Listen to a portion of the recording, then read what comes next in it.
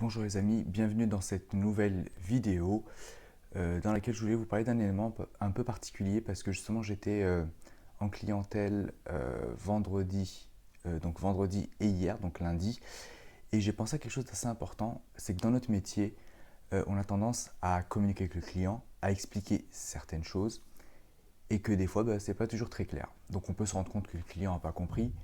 Et il y a des cas particuliers où le client, on doit lui expliquer certaines choses. Bon, qu'il les comprenne ou pas, ça c'est une première question.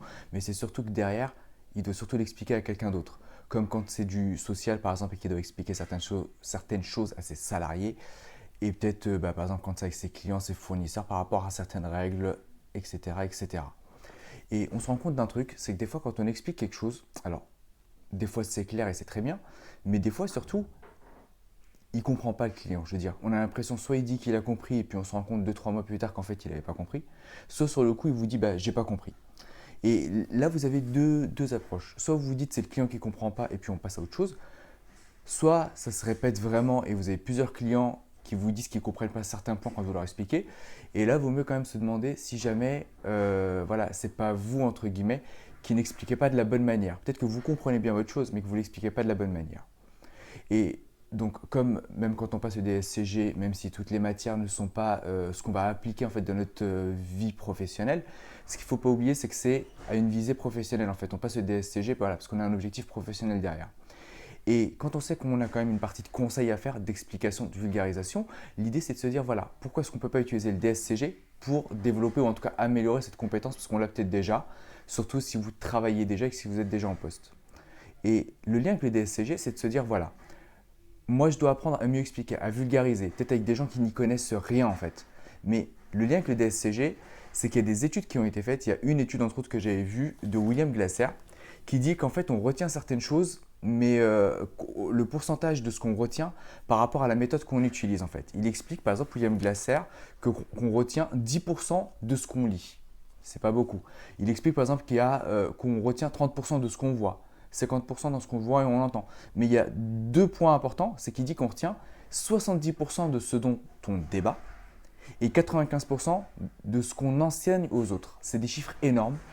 Et l'idée, moi, c'est en partant de ça, c'était de me dire, voilà, moi, je l'ai vécu en fait un peu quand j'ai passé l'UE4 parce que je révisais avec un ami. Et voilà, on faisait les cours, autant on les apprenait chacun de notre côté, mais quand on faisait des exercices, on les faisait. Et derrière, on voyait les corriger ensemble en fait pour s'aider. Et je me rendais compte de quelque chose, c'est que quand moi je comprenais quelque chose et lui ne le comprenait pas, quand je dis ne le comprend pas, c'est-à-dire qu'on fait un exercice, entre guillemets, moi ou lui trouvons un de nous deux trouve la bonne réponse, mais pas l'autre. Et la personne qui n'a pas trouvé la bonne réponse, au lieu de se prendre la tête tout seul, il demande l'explication à l'autre, c'est censé aller plus vite. Et là, je me suis rendu compte de quelque chose, c'est que des fois, en fait, on pensait avoir compris quelque chose, et puis derrière, quand la personne nous pose la question avec un angle différent, avec une question vraiment particulière auquel on ne s'y attend pas, des fois on se rend compte qu'on ne maîtrise pas tout ce dont il parle et on n'arrive pas forcément à lui expliquer de la bonne manière.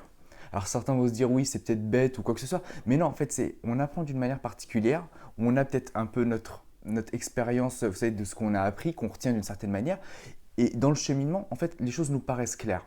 Et c'est vrai que quand quelqu'un vous pose une question d'une manière différente, vous vous rendez compte que des fois, en fait, vous n'avez pas tout retenu.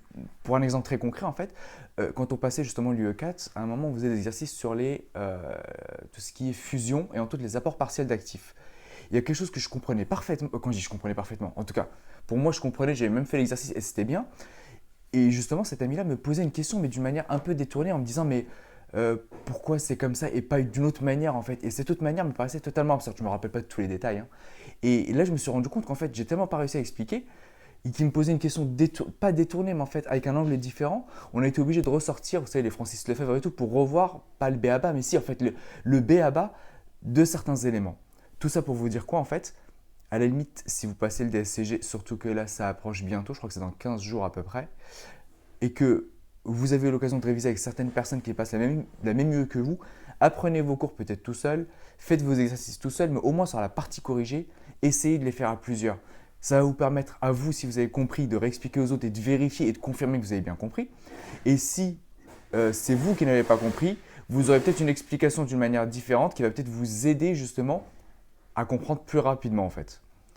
Donc tout ça pour vous dire que voilà, il y avait l'étude de William Glasser avec on retient 70% de ce qu'on débat, 90% de ce qu'on enseigne aux autres. Donc si vous avez l'occasion de faire des exercices avec des personnes pour pouvoir leur expliquer et qui vous expliquent aussi quand l'un de vous deux ne comprend pas ou que tous les deux vous ne comprenez pas et que vous apportez chacun un peu votre pierre pour comprendre l'ensemble, surtout n'hésitez pas à le faire. Et puis je vous souhaite bon courage pour le DSCG pour ceux qui le passent. Et puis je vous dis à demain pour une prochaine vidéo.